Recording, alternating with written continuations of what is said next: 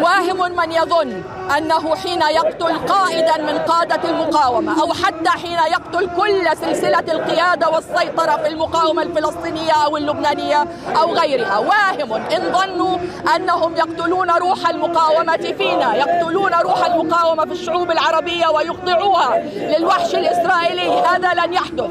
قتل هؤلاء يذكي نار الجهاد ونار القتال ونار الصمود ونار المقاومة. هذه أرضنا، نحن ندافع عن حقنا، ندافع عن تاريخنا.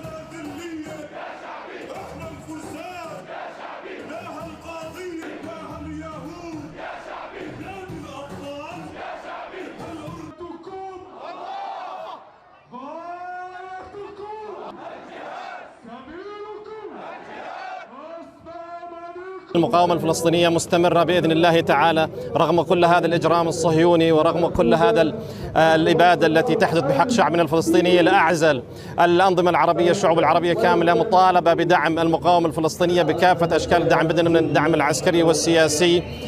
المقاومة فكرة، وبإذن الله هذه المقاومة باقية ما بقي الزمن.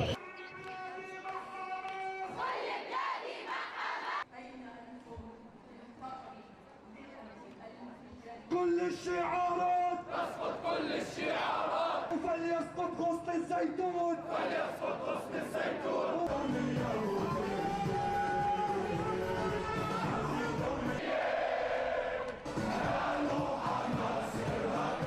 بايعناك بايعناك بايعناك بايعناك ويا سنوار بايعناك، ويا سنوار بايعناك، يا سنوار بايعناك، بايعنا رجال الأنفاق، وبايعنا رجال الأنفاق، بايعنا رجال الأنفاق، ويا أم يحيى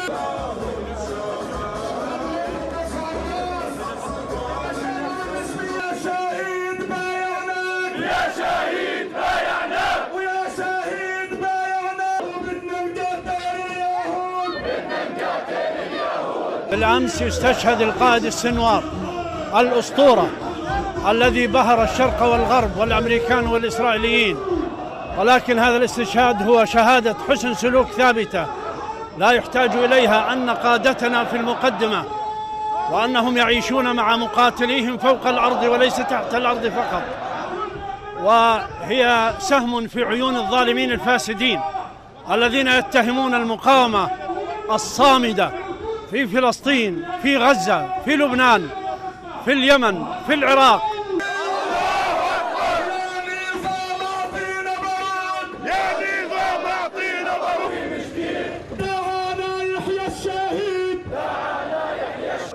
إن استشهد قائد سينبت مكانه 100 قائد، وإن استشهد مقاوم سينبت مكانه 1000 مقاوم.